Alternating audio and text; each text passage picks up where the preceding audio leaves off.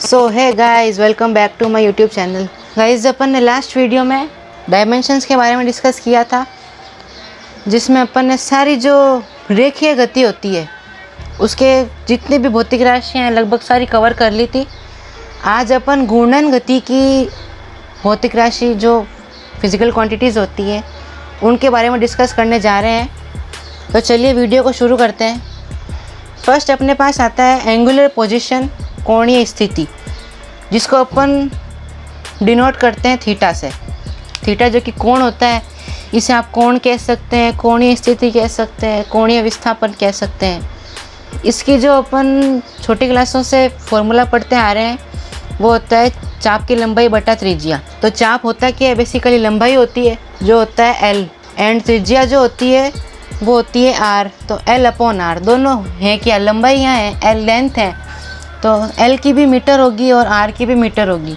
तो metre upon metre basically cancel हो जाएंगे। फिर भी इसकी एक प्रचलित इकाई है जिसको बोला जाता है रेडियन, उसको डिनोट करते हैं रेड्स, RAD से शॉर्ट फॉर्म इसकी होती है।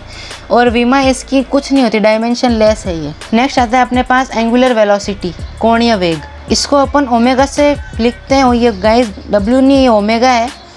ओमेगा जो होता है उसका फॉर्मूला होता है delta theta by delta T. जैसे अपन रेखीय गति में वेग पढ़ते थे, उसका क्या होता था, विस्थापन में परिवर्तन की दर को वेग कहते हैं। और यहाँ क्या हो जाएगा, कोणीय स्थिति में परिवर्तन या कोणीय विस्थापन में परिवर्तन की दर को कोणीय वेग कहा जाता है। इसका मात्रक होगा रेडियन पर सेकेंड, क्योंकि थीटा का होता है रेडियन और टी का होता है सेकेंड। इसकी विमा होगी T-1, क्योंकि थीटा की कोई विमा नहीं होती और टी की होती है कैपिटल T, जो ऊपर जाके T-1 हो जाएगी। एंगुलर एक्सेलरेशन, कोणीय त्वरण, जिसको अपन डिनोट करते हैं अल्फा से। अल्फा इक्वल टू होता है, इसकी अगर अपन परिभाषा की बात करें तो वो होगी कि कोणीय वेग में परिवर्तन की दर को कोणीय त्वरण कहा जाता है। जैसे रेखीय गति में त्वरण की परिभाषा होती थी वेग में परिवर्तन की दर को। ये जो डेल्टा है ये परिवर्तन की दर शो कर रहा है, तो यूनिट इसकी हो जाएगी ओमेगा की, जैसे अपने को पता है रेडियन पर सेकेंड थी ये। अब अपॉन में और सेकंड आ जाएगा तो रेडियन पर सेकंड स्क्वायर। इसकी जो विमा होगी वो होगी T-2, क्योंकि रेडियन की कोई विमा नहीं होती, और सेकंड स्क्वायर की T2 और ऊपर जाएगा तो T-2। अब आता है नेक्स्ट अपने पास मोमेंट ऑफ इनर्शिया, जिसको हिंदी में बोला जाता है जड़त्व आघूर्ण। जड़त्व आघूर्ण को I से अपन लिखते हैं। इसका फॉर्मूला होता है I = mr², जहाँ पर m द्रव्यमान है और r रेडियस है। m द्रव्यमान है, r त्रिज्या है। दिए गए शेप की त्रिज्या कुछ भी हो सकता है, गोला हो सकता है, चकती हो सकती है, बेलन हो सकता है, शंकु हो सकता है। इसकी जो यूनिट होती है बेसिकली अपन लेते हैं किलोग्राम मीटर स्क्वायर, क्योंकि किलोग्राम मास की है और r जो की त्रिज्या है उसकी मीटर होती है, तो r² में तो मीटर स्क्वायर, और यहाँ पे हाइफन लगा देंगे।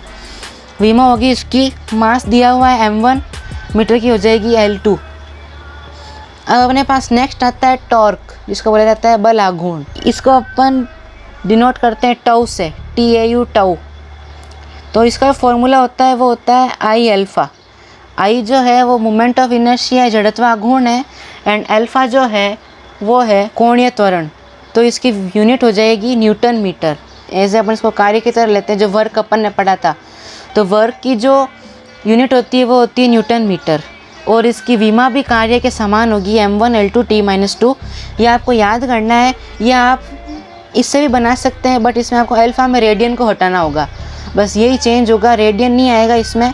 तो I की जो यूनिट थी वो थी किलोग्राम मीटर स्क्वायर, और इसकी जो यूनिट थी एंगुलर एक्सेलरेशन की वो थी रेडियन पर सेकंड स्क्वायर। अपन इसको रेडियन हटा देंगे तो किलोग्राम मीटर स्क्वायर पर सेकंड स्क्वायर, जो कि था न्यूटन मीटर। न्यूटन का था किलोग्राम मीटर पर सेकंड स्क्वायर, पर यहाँ मीटर स्क्वायर है तो 1 मीटर अपन लिख देंगे, तो न्यूटन मीटर। इसकी विमा वही वर्क की जैसे हो जाएगी m1L2 T-2। तो यह जो भौतिक राशि है यह वर्क के समान होगी, कार्य के समान इसके मात्रक होंगे, और इसकी विमा भी कार्य के समान होगी। अब अपने पास लास्ट टॉपिक आता है गाइस। अब अपन नेक्स्ट क्वांटिटी लेने जा रहे हैं जो कि है एंगुलर मोमेंटम, कोणीय संवेग। इसको डिनोट करते हैं L से। इसका फॉर्मूला होता है I ओमेगा, और एक और इसका फॉर्मूला होता है जो कि होता है mvr, L = mvr। तो इसकी यूनिट अगर अपन बनाएं तो मास दिया हुआ है जो कि किलोग्राम हो जाएगा, वेलोसिटी दी हुई है जो कि मीटर प्रति सेकंड हो जाएगा, और आगे रेडियस दी हुई है जो कि मल्टीप्लाई में मीटर आ जाएगा, तो बेसिकली हो जाएगी किलोग्राम मीटर स्क्वायर पर सेकंड। और इसकी डायमेंशन की बात करें तो डायमेंशन होगी इसकी, किलोग्राम दिया हुआ है सो m1, मीटर स्क्वायर है तो L2, और सेकंड ऊपर जाएगा तो सेकंड इनवर्स देन t-1। तो ये थी कुछ घूर्णन गति से संबंधित भौतिक राशियाँ। अब अपन कुछ क्वेश्चंस करने जा रहे हैं गाइज, तो चलिए उनको भी करते हैं। सो गाइज अब अपना टॉपिक निकल करके आता है कुछ भौतिक नियतांकों के विमीय समीकरण, जो अपन फिजिक्स में कुछ कांस्टेंट पढ़ते हैं, जैसे सार्वत्रिक गुरुत्वाकर्षण नियतांक, विशिष्ट ऊष्मा, श्यानता गुणांक, तो उन्हीं के बारे में अपन इस टॉपिक में डिस्कस करेंगे। तो फर्स्ट अपन लेने जा रहे हैं यहाँ पर सार्वत्रिक गुरुत्वाकर्षण नियतांक, यूनिवर्सल ग्रेविटी कांस्टेंट, जिसको अपन जी से व्यक्त करते हैं। वैसे ग्रेविटी वाले चैप्टर में एक फॉर्मूला आता है फोर्स का, आता है Gm1m2/r²। तो यहाँ से अपन जी निकाल सकते हैं, G = r² को यहाँ भेज दो, m1m2 को नीचे भेज दो, तो G = Fr²/m1m2। अब अपने पास G की एक फिक्स वैल्यू होती है जो होती है 6.67 × 10⁻11 newton metre square/ kilogram square. Force की न्यूटन होती है, रेडियस का स्क्वायर है सो मीटर स्क्वायर, और अपन m1m2, ये m1m2 मास है, तो मास की यूनिट सेम होती है सो किलोग्राम स्क्वायर अपॉन में। इसकी जो डायमेंशन हो जाएगी वो होगी, न्यूटन की होती है, फोर्स की होती है m1 L1 t-2, metre square की L2, और अपन किलोग्राम स्क्वायर की m2। तो m2 ऊपर जाएगा तो m-1, ये -2 हो जाएगा, 1 - 2 -1, ये L2 + L1 L3 और t-2। सो इसकी जो विमा निकल करके आएगी वो m-1 L3 t-2 आएगी। विशिष्ट ऊष्मा सेकंड आता है अपने पास, जिसको अपन डिनोट करते हैं S से। इसका फॉर्मूला भी आगे वाले चैप्टर्स में आएगा, ऊष्मा गतिकी वाला चैप्टर होता है उसमें आता है, S = Q/m ΔT इसका फॉर्मूला होता है। ये अभी आपको सिर्फ याद रखने हैं, इनका अभी इस चैप्टर से कोई रिलेशन नहीं है, ये सब आगे आपको पढ़ाए जाएंगे। तो जहाँ पर वेयर Q हीट है, जो ऊष्मा होती है, और हीट अपन उसको एज ए एनर्जी कंसिडर करते हैं फिज़िक्स में। तो एनर्जी का मैंने लास्ट वीडियो में मात्रक बताया था, यूनिट वो होती है जूल। सो Q की तो जूल हो गई, और अपॉन में m ΔT है, यहाँ m मास है एंड जो ΔT है वो तापांतर है, तो तापांतर का मात्रक होगा वो होगा केल्विन, तो जूल अपॉन किलोग्राम केल्विन। इसकी विमा अपन निकालेंगे, जूल की होती है कार्य की या एनर्जी की, m1 L2 t-2, किलोग्राम की हो जाएगी m1, और इसकी हो जाएगी केल्विन की K1। m1 से m1 चला जाएगा, सो L2 t-2 K-1, ये इसकी फाइनल अपने पास विमा निकल करके आएगी। गाइस थर्ड अपने पास आता है श्यानता गुणांक, जिसको अपन इंग्लिश में बोलते हैं विस्कोसिटी कोफिशिएंट। इसको अपन व्यक्त करते हैं ईटा से, this is not n, this is eta. n की जो सेकंड वाली जो लाइन है उसको अपन थोड़ा सा नीचे बढ़ा देते हैं, जिसको ईटा बोला जाता है। यहाँ पर भी फोर्स का फॉर्मूला होता है, जो अपने को आगे जो पदार्थ के गुण होते हैं उन चैप्टर में आएगा, फिजिक्स में होता है ये। उसमें फोर्स का फॉर्मूला होता है 6π∗rv। अब यहाँ से अपन ईटा की वैल्यू निकाल सकते हैं, ईटा रह जाएगा, बाकी सब फोर्स के नीचे चले जाएंगे, एफ के नीचे। सोर्स ईटा का जो फॉर्मूला निकल करके आएगा वो आएगा ईटा = F/6πrv। अब इसकी जो यूनिट होगी वो होगी, एफ तो होता है एन न्यूटन, अपॉन रेडियस की होती है मीटर, क्योंकि 6π कांस्टेंट है तो इसको अपन नेगलेक्ट कर देंगे। आर की होती है मीटर, वेलोसिटी की होती है मीटर पर सेकंड, जो सेकंड ऊपर चला जाएगा तो वो आ जाएगा newton second upon metre square. So guys इसकी जो विमा होगी वो होगी m1 L1 t-2 जो कि फोर्स की है, अपॉन L1 जो कि रेडियस की है, और L1 t-1 जो कि वेलोसिटी की है। सो ये t-1 ऊपर जाएगा तो प्लस का हो जाएगा, देन m1, ये L1 से L1 कैंसिल हो जाएगा, देन ये L1 ऊपर जाएगा तो भी -1 हो जाएगा, और ये t-1 ऊपर जाएगा तो प्लस का t1 हो जाएगा।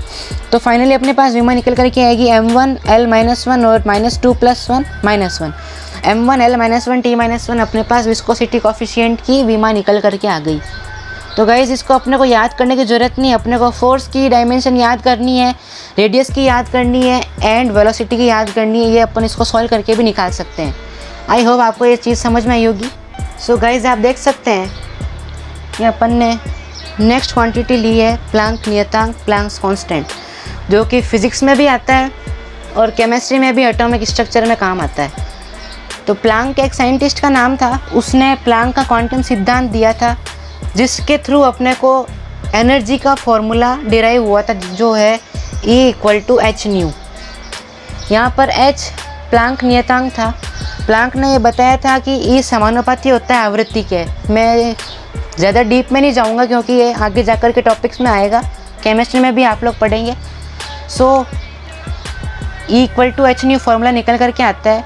यहाँ पर ये न्यू आवृत्ति है, h प्लैंक नियतांक है एंड E जो है वो ऊर्जा है। तो यहाँ से अपन h निकाल सकते हैं, h=E/ν। अब यूनिट इसकी होगी, E की होती है जूल और न्यू की होती है 1/सेकंड, क्योंकि न्यू होता है आवर्तकाल का व्युत्क्रम। तो आवर्तकाल की सेकंड होती है तो इसकी 1/सेकंड।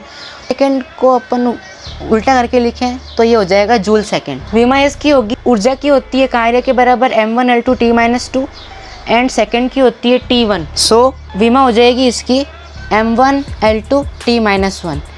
इसकी वैल्यू होती है 6.624 × 10⁻³ जूल सेकेंड। ये आपको याद रखनी है। फिफ्थ आता है अपने पास सार्वत्रिक गैस नियतांक, यूनिवर्सल गैस कांस्टेंट, जो कि होता है R। ये भी फॉर्मूला आगे जाकर के फिजिक्स में आएगा, आपको अभी सिर्फ याद रखना है, ज़्यादा चक्कर में नहीं पड़ना है कि ये फॉर्मूला कहाँ से आया। फॉर्मूला है PV=nRT और यहाँ से अपन R निकाल सकते हैं, R=PV/NT। चैप्टर आपको पढ़ाया जाएगा, उसी में ये बताया जाएगा कि जो PV होता है वो W के बराबर होता है, यानी दाब और आयतन का जो गुणनफल होता है वो कार्य के समतुल्य होता है, कार्य के इक्विवेलेंट होता है। तो इसका जो मात्रक होगा वो होगा, ये तो हो गया कार्य W पूरा, तो ये W तो जूल होता है और अपॉन NT, N है मोल और T है ताप। मोल का मात्रक मोल ही होता है, ताप का केल्विन होता है। तो जूल, ये दोनों ऊपर चले जाएंगे, केल्विन इन्वर्स मोल इन्वर्स। विमा हो जाएगी, जूल की होती है m1L2T-2, केल्विन इन्वर्स मोल इन्वर्स या मोल -1। R की वैल्यू आपको याद रखनी है 8.314 जूल केल्विन इन्वर्स मोल इन्वर्स, ये इसकी वैल्यू होती है। तो गाइज अब अपन नेक्स्ट कांस्टेंट की तरफ शिफ्ट होते हैं, जो कि है बोल्ट्जमैन कांस्टेंट, बोल्ट्जमान नियतांक। ये इसको डिनोट करते हैं अपन KB से। KB का फॉर्मूला होता है R/Na, तो इसकी यूनिट हो जाएगी जूल पर केल्विन। क्योंकि देखिए गाइस, समझने की कोशिश करना, R जो है उसकी यूनिट आई थी जूल केल्विन इन्वर्स मोल इन्वर्स, और Na जो होता है वो होता है अवोगाद्रो संख्या, इसकी वैल्यू ये होती है। और इसका जो मात्रक होता है वो अपन क्या बोलते हैं कि अवोगाद्रो संख्या बराबर 6.023 × 10⁻23 कण प्रति मोल। तो इस कण का तो कोई मात्रक है ही नहीं, तो प्रति मोल ले लेंगे अपन। तो प्रति मोल लेंगे तो R/1/मोल, तो ये ऊपर चला जाएगा। तो R की जो यूनिट आएगी वो आएगी जूल केल्विन इन्वर्स मोल इन्वर्स, तो मोल -1 है तो ये ऊपर एक मोल जाएगा, तो इससे ये कैंसिल हो जाएगा। तो फाइनली अपने पास जो यूनिट आएगी वो आएगी जूल पर केल्विन। अगर आपको समझ में नहीं आया हो तो आप एक बार सॉल्व करके देखिएगा, फिर भी नहीं आया हो तो कमेंट सेक्शन में डाउट भेजिएगा, मैं वापस बता दूंगा। विमा इसकी हो जाएगी m1L2T-2 केल्विन, ऊपर जाएगा केल्विन -K-1। इसकी वैल्यू होती है 6.023 × 10⁻23, जो कि Na होता है कण पर मोल। गाइज मैं होप करता हूँ कि आपको ये वीडियो पसंद आई हो, मैंने जो समझाने की कोशिश की आपको समझ आया हो। अगर वीडियो अच्छी लगी हो तो लाइक करना, दोस्तों को शेयर करना और चैनल को सब्सक्राइब करना। मैं मिलता हूँ आपको इसके नेक्स्ट वीडियो में। Till then good bye.